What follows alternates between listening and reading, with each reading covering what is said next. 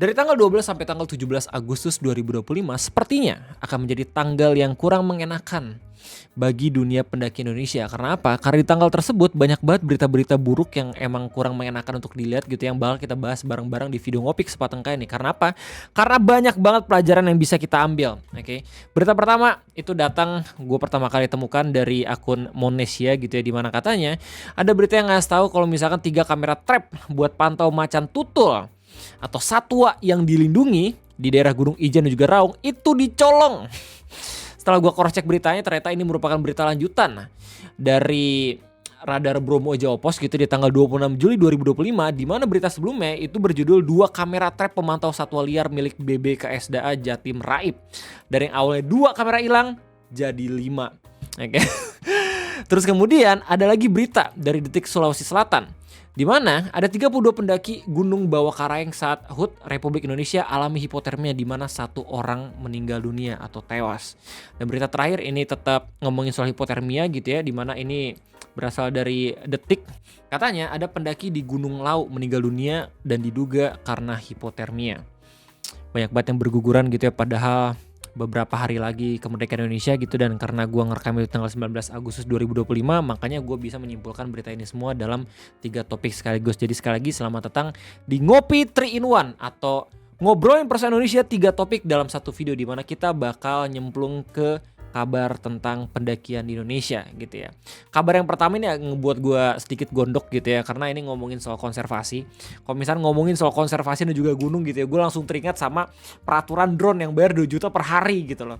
Dari awal gue udah bilang kalau misalkan niatnya pengen konservasi biar gunungnya itu terjaga dan juga alami gitu ya, nggak usah naikin harga, langsung ditutup gunungnya, itu udah langsung solutif banget gitu ya, biar nggak ada pendaki-pendaki bandel gitu ya, mungkin tangannya klepto tiba-tiba ngelihat kamera gitu di gunung langsung diembat.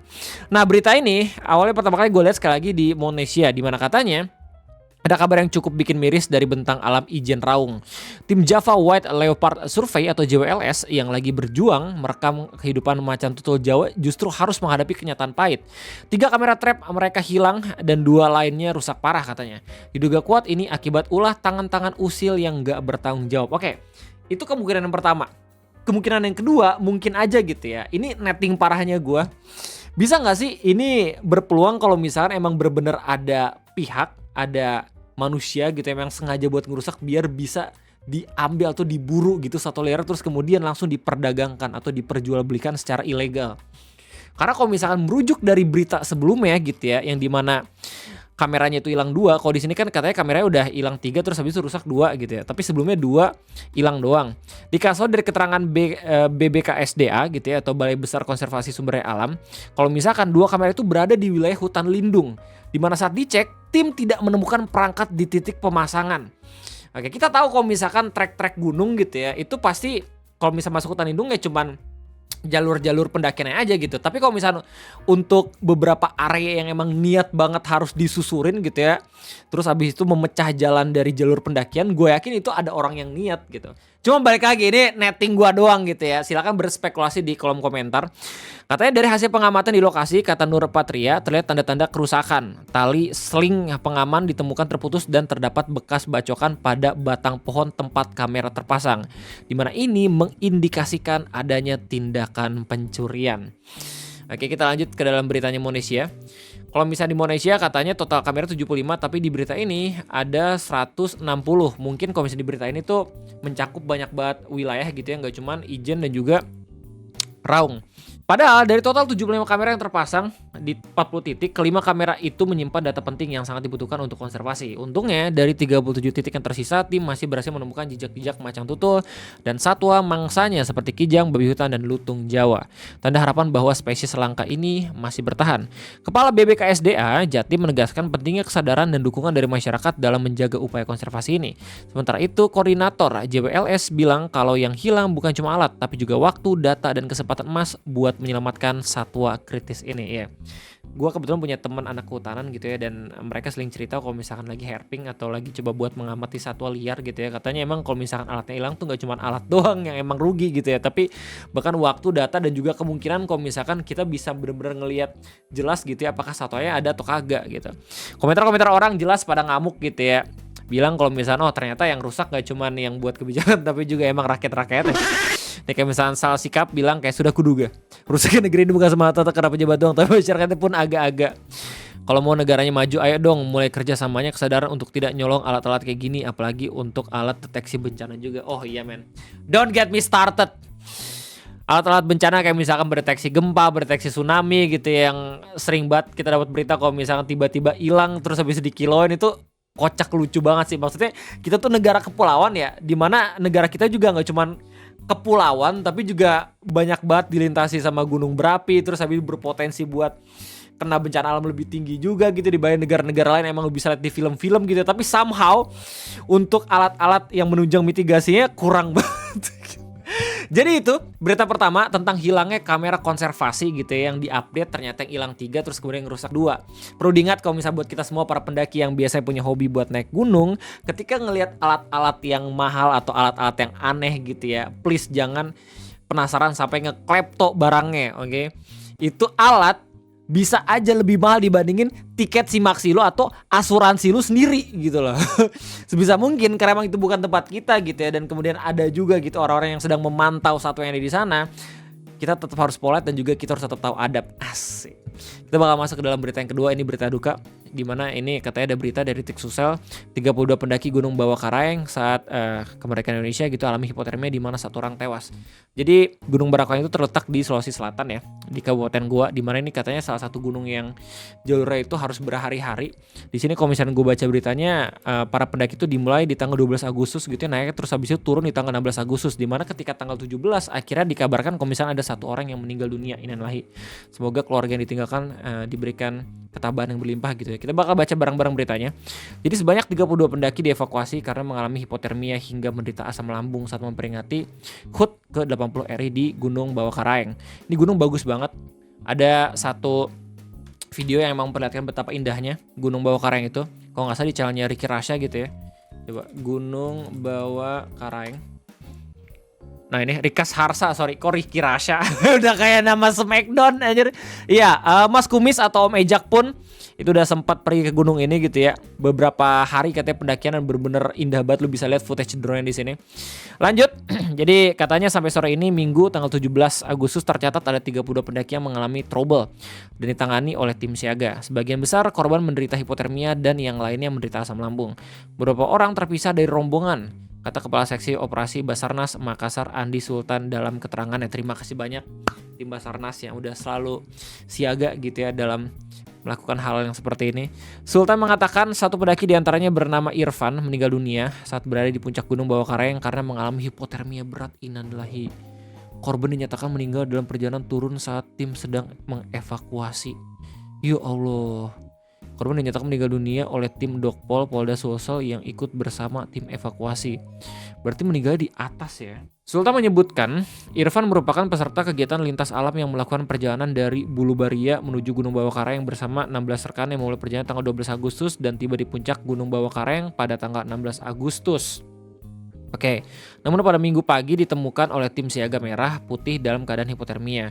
Setelah ditangani oleh tim siaga, namun keadaan korban belum juga membaik. Tim kemudian mengevakuasi korban dengan cara ditandu menuju kaki gunung guna mendapatkan perawatan yang lebih intensif. Namun dalam perjalanan korban meninggal dunia.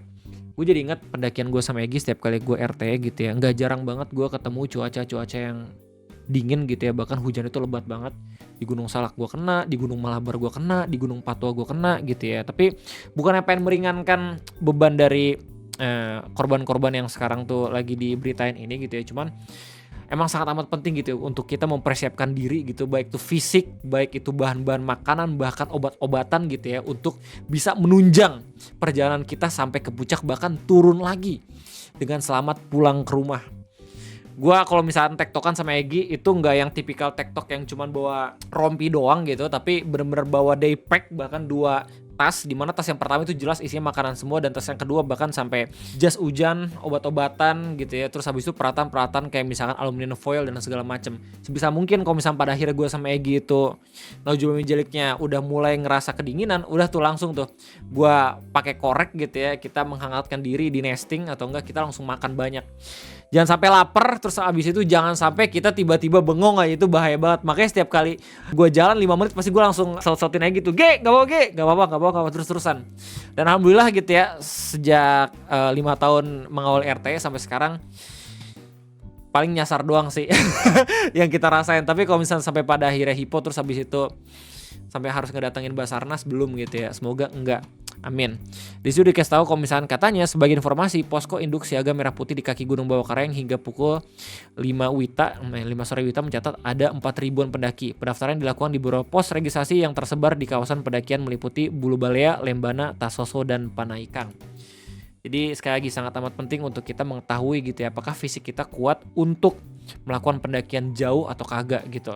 Karena pada akhirnya yang mengetahui kondisi tubuh kita ya diri kita masing-masing. Apalagi waktu naik gunung gitu loh. Lu punya temen bejibun pun ya, kayak misalkan 16 orang ini, kalau misalnya pada akhirnya diri lu sendiri itu udah nggak mampu, ya udah gitu. Pada akhirnya yang bisa menopang diri lu ya diri lu sendiri gitu loh. Apalagi kita ngomongin soal hipotermia, ada berita lagi kan, gak cuma itu doang. Dari Gunung Lawu gitu, ada orang yang meninggal di pos 3 diduga hipotermia. Ini terjadi kira-kira di tanggal 16 Agustus 2025. Udah ada keterangan langsung dari Kalahkar BPBD Karanganyar, Pak Hendro Prayitno, yang dimana korban melakukan pendakian ke puncak Gunung Lawu sekitar jam 8 pagi. Saat itu korban mendaki bersama 4 orang temannya yang berasal dari Sragen. Mereka naik sekira pukul jam 2 siang. Salah satu pendaki korban muntah-muntah diduga hipotermia. Hendro menjelaskan korban mengalami kedinginan saat melintasi jalur di atas pos 3. Teman-temannya sempat membantu, namun nyawa korban tak tertolong. Selama proses evakuasi, kata Hendro, jalur pendakian Lawu via Ceto ditutup. Pihak keluarga korban juga sudah dihubungi agar jenazah korban bisa langsung diserahkan kepada pihak keluarga setelah dibawa ke puskesmas terdekat. Pendakian sementara ditutup, diperkirakan korban sampai lokasi jam 7 malam. Kami menghimbau kepada masyarakat yang ingin mendaki untuk tetap berhati-hati karena cuaca di Lawu kondisinya masih cukup dingin. Meski musim kemarau, sesuai prediksi BMKG saat ini kemarau basah. Ya, harap berhati-hati juga buat teman-teman gue yang sekarang sering banget lagi naik gunung gitu ya. Karena sesuai dengan berita ini, Indonesia sedang mengalami yang namanya kemarau basah. Ya meskipun lagi musim kering, tapi gak jarang juga pada akhirnya tiba-tiba hujan, atau seenggaknya suhunya itu bisa lebih dingin dibandingin musim hujan itu sendiri. Jadi untuk mengakhiri video ngopi ini, gue bakal ngajakin lo buat baca bareng-bareng gitu ya artikel dari Halodoc. Judulnya pertolongan pertama pada kasus hipotermia. Siapa tahu gitu ini berguna banget buat kita nanti ke depannya di setiap situasi. Di artikel ini udah ditinjau oleh Dr. Rizal Fadli, di mana katanya hipotermia sebenarnya bukan hanya terjadi ketika seseorang berada di atas gunung atau tempat dingin saja. Ada berbagai hal yang bisa memicu hipotermia, salah satunya terlalu lama berada di dalam air. Hipotermia sendiri merupakan kondisi ketika temperatur tubuh menurun drastis, turunnya di bawah suhu normal yang dibutuhkan oleh metabolisme dan fungsi tubuh, yaitu di bawah 35 derajat Celcius. Jadi penting banget kalau misalnya naik gunung, jangan sampai baju lu tuh basah gara-gara keringat. Kalau misalnya lu emang pengen istirahat, langsung ganti, makanya butuh baju ganti kalau misalnya naik gunung. Hal yang perlu digarisbawahi, korban hipotermia harus mendapatkan penanganan segera. Alasannya hipotermia bisa menyebabkan gangguan pada sistem persarafan dan fungsi organ lain dalam tubuh. Bisa aja lu langsung halu gitu ya. Pertolongan pertama pada kasus hipotermia, sebelum menjawab pertanyaan di atas, tak ada salahnya untuk mengetahui terlebih dahulu gejalanya apa. Gejalanya kayak gini: berbicara cadel, bergumam, dan gagap ya. Bahkan gue pernah dalam kondisi dimana gigi gue gitu ya udah gak bisa benar-benar gerak secara sempurna gitu. Kalau misalnya di atas gunung udah menggigil gitu itu udah bahaya, itu udah waring tuh. Langsung gue kasih koyo anjir di sini. Bibir warna kebiruan, tubuh menjadi kaku dan sulit bergerak, denyut jantung lemah dan tidak teratur, tidak dapat menghangatkan diri, penurunan kesadaran seperti kebingungan, kulit bayi dapat berwarna merah terang, dingin, dan tampak sangat tidak bertenaga, pupil mata yang melebar, merasa kedinginan, mengantuk atau lemas, menggigil terus-menerus, napas pelan dan pendek. Dimana kembali ke tajuk utama, seperti apa sih pertolongan pertamanya? Jadi, jangan asal katanya memberikan pertolongan pertama. Pindahkan korban dari lingkungan atau area dingin. Jika memindahkan ke dalam ruangan atau rumah tak memungkinkan, lindungi korban dari angin, terutama di sekitar leher dan kepala. Selain itu, lindungi pula korban dari tanah yang dingin sebisa mungkin. Jadi emang harus berlangsung dikasih ke benda-benda atau medium yang hangat gitu ya. Lepaskan pakaian basah dengan lembut. Ganti pakaian yang basah dengan mantel atau selimut hangat dan kering. Untuk menghangatkan tubuh lebih lanjut, kompres tubuh korban dengan air hangat dengan kain kering. Kompreslah pada bagian dada, leher, dan pangkal paha. Bisa pula menggunakan electric blanket, selimut listrik bila tersedia. Atau kalau misalnya gue biasanya triknya tuh pakai koyo. Jadi kalau misalnya pada akhirnya tangan gue kedinginan, gue bisa langsung nempelin koyo di sini nih, di sini, terus di telapak. Itu biasanya works tuh. Jadi meskipun badan gue kedinginan, tapi seenggaknya itu ada sumber panas gitu di sekitaran badan gue. Tawarkan minuman hangat, manis, dan non-alkohol. Mulai CPR jika korban tidak menunjukkan tanda-tanda kehidupan seperti tidak bernapas, batuk, atau bergerak. Selain 5 hal di atas, ada pula beberapa hal yang mesti diperhatikan ketika memberikan pertolongan pertama pada korban hipotermia. Jangan menghangatkan tubuh korban secara instan. Jangan mencoba menghangatkan lengan dan kaki korban, serta jangan beri korban minuman beralkohol atau rokok. Alkohol dapat menghambat proses penghangatan, sedangkan rokok bisa mengganggu sirkulasi yang diperlukan untuk menghangatkan tubuh. Ini basic banget gitu ya, tapi ini penting banget seenggaknya buat bisa menyelamatkan rekan lo atau bahkan diri lo sendiri. Jadi itu aja mungkin informasi ngopi yang bisa gue sampaikan mengenai dunia pendakian Indonesia gitu dari tanggal 12 sampai tanggal 17. Sangat penting untuk kita tahu, soalnya banyak banget pelajaran yang bisa kita ambil. Serta ya sedikit-sedikit ilmu tentang hipotermia. Gimana tanggapan kalian semua? Bisa kalian tulis di kolom komentar. Sekali lagi itu aja mungkin. Thank you banget udah mendengarkan ngeping gue selama beberapa menit. Kalau misalnya kalian semua suka, jangan buat likes. Dan kalau misalnya kalian semua belum subscribe, jangan lupa buat subscribe. Thank you banget atas hype-nya dan thank you banget atas like-nya. Mantap. Sampai jumpa di next video. Bye-bye.